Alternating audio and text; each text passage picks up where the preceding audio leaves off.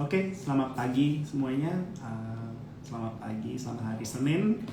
Saya akan sampaikan kondisi pasar mingguan untuk periode 20 Maret sampai 24 Maret 2023 kemarin ya. Dimana kita mulai dari IHSG itu tercatat mengalami fluktuasi sepanjang minggu lalu dan ditutup menguat sebesar 80 poin atau naik 1,26% ke level 6.762,25. Penguatan tersebut membalik keadaan ya teman-teman. Pada 2 minggu sebelumnya yang kita ingat itu melemah 1,2%. Jadi pada minggu lalu tercatat pula kalau investor asing melakukan net buy sebesar 8 juta US dollar. Sehingga kalau secara year to date tercatat investor asing di IHSG telah membukukan net buy sebesar 248,06 juta US dollar ya.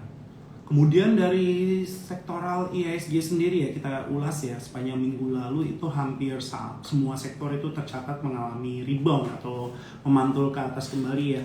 Itu dipimpin oleh sektor basic material yang menguat 2,56%. Sementara itu sektor kesehatan atau healthcare itu didera aksi profit taking teman-teman, sehingga mencatatkan performa terburuk dengan penurunan minus 1,45%.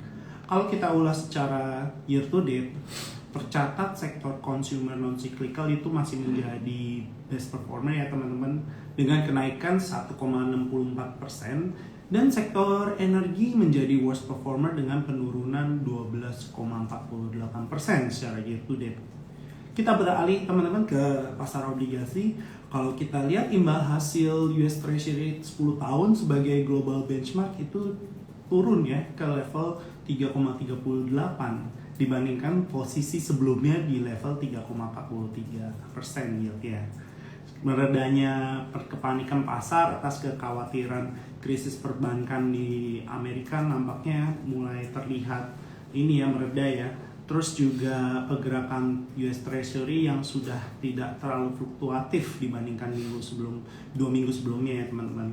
Terus kalau kita lihat dari pasar obligasi di pemerintah Indonesia atau di negara kita sendiri, imbal hasil obligasi pemerintah tenor 10 tahun kita juga turun teman-teman sebesar 10 basis point ke level 6,81%. Jadi kita bisa lihat sentimen negatif mengenai runtuhnya beberapa bank-bank besar yang kita lihat di 2 minggu terakhir itu di Amerika dan di Eropa itu tampak tidak berdampak signifikan terhadap pergerakan pasar obligasi domestik pada minggu lalu. Lalu kalau kita ulas dari data DJPPR per tanggal 21 Maret 2023 teman-teman, kepemilikan asing itu berada pada level 804,17 triliun rupiah untuk kepemilikan SBN di pemerintah kita ya. Ini datanya naik ya dari posisi 796,23 triliun rupiah secara week on week ya, atau setara dengan 14,71% dari total kepemilikan obligasi pemerintah. Tercatat arus masuk sebesar 4,93 triliun itu terpantau dari institusi perbankan, sehingga mengakibatkan jumlah kepemilikan menjadi sekitar 32,63% dari kepemilikan obligasi pemerintah ya. Kemudian ini datanya disusul oleh kepemilikan asuransi dan dana pensiun yang tercatat menjadi net buyer kedua setelah institusi perbankan dengan net buy sebesar 3,16 triliun rupiah atau sekitar 16,7% dari total kepemilikan obligasi pemerintah. Kalau kita beralih ke indikator mata uang kita, nilai tukar rupiah itu ditutup menguat 1,24% terhadap dolar Amerika Serikat ke posisi 15.155 rupiah per dolar Amerika Serikat pada minggu lalu. Di sisi lain, kalau untuk dari persepsi risiko Indonesia, indikatornya cenderung memburuk ditandai dengan kenaikan kredit default swap 5 tahun kita ke level 111,06. Kita beralih ke pasar komoditas teman-teman. Kalau kita lihat dari harga batu bara itu terpantau menunjukkan sedikit kenaikan dengan harapan kenaikannya permintaan dari negara Tiongkok. Per Februari 2023, impor batu bara Tiongkok ini meningkat 71% year on year, yang sebagian berasal dari batu bara thermal Indonesia. Tiongkok juga mengaplikasikan kebijakan fiskal yang lebih longgar dengan pemotongan pajak pada berbagai perusahaan kecil dan menengah sampai dengan akhir tahun ini guna mendorong pertumbuhan ekonominya. Tercatat juga kalau dari harga batu bara Newcastle itu berada pada level 175 US dollar per ton. Kemudian sepanjang minggu lalu, komoditas lain juga mengalami rebound ya teman-teman, seiring meredanya kepanikan pasar terhadap runtuhnya beberapa bank yang diredam oleh komitmen dari Bank Sentral Amerika yaitu The Fed untuk terus menjaga ketahanan perbankan di Amerika Serikat.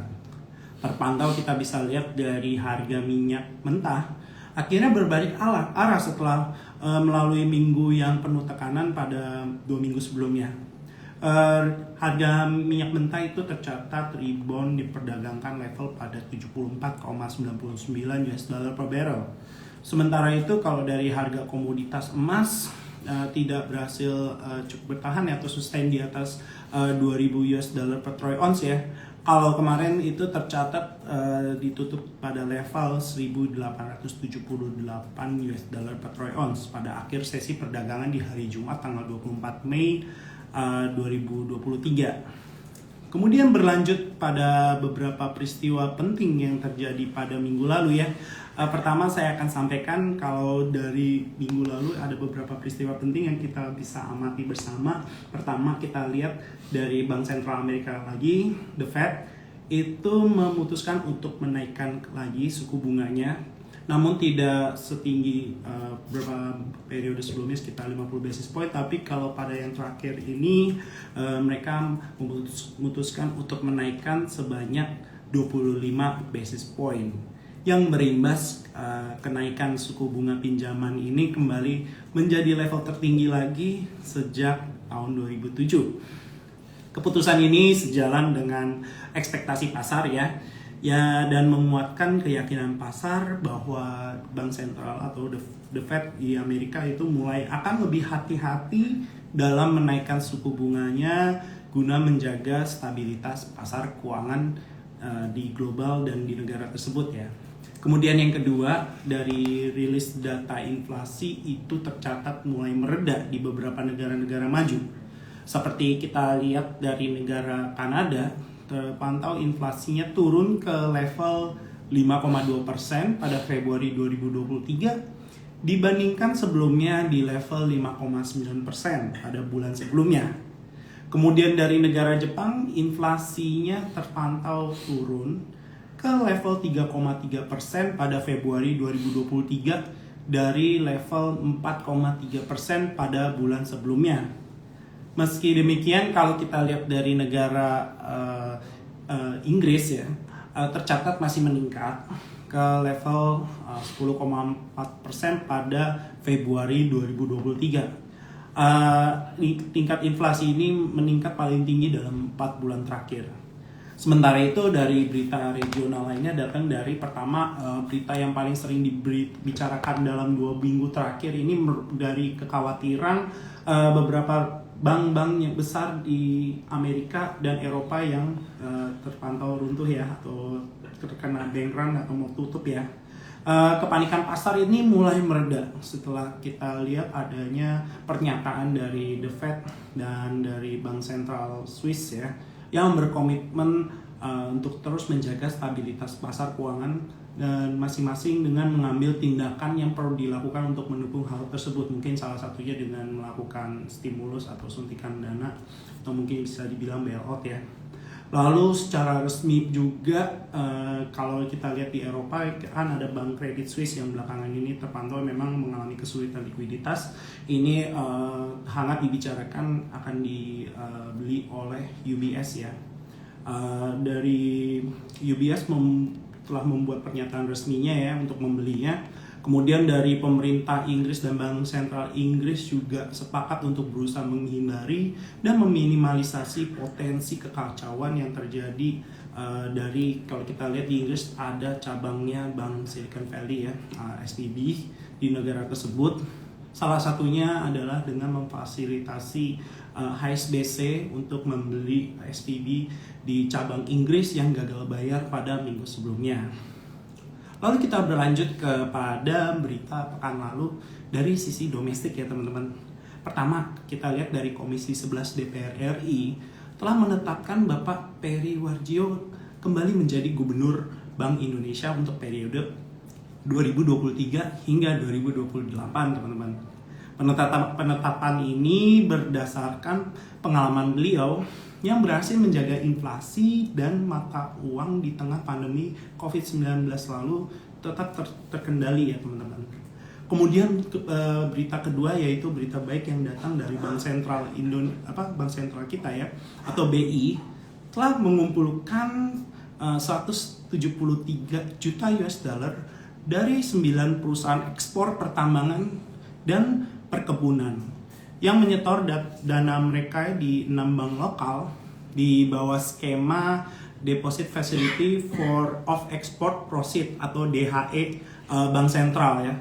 Menurut Direktur Manajemen Moneter BI, Bapak Ramdan Deni Prakoso, mereka berharap nilai dana yang terkumpul akan terus meningkat dengan konsolidasi bank dan eksportir di masa depan ya teman-teman. Kalau kita lihat saat ini terdapat 20 bank yang berpartisipasi dalam kebijakan BI mengenai deposito berjangka DHE valuta asing teman-teman. Kemudian pada minggu ini ya teman-teman, kita akan sama-sama tunggu perkembangan dari pengumuman initial jobless claim di Amerika pada hari Kamis ini dan unemployment rate serta inflasi dari Eurozone ya, negara-negara Eropa pada hari Jumat mendatang. Sekian weekly update dari kami. Terima kasih atas perhatiannya. Mudah-mudahan kalau dari teman-teman saya sampaikan berita ini bisa menjadi bekal yang bermanfaat di kita di minggu ini ya. Saya mewakili Insight Investment Management, transforming investment into social impact. Yuk investasiin dan realisasiin. Selamat pagi dan selamat berinvestasi. Bye-bye.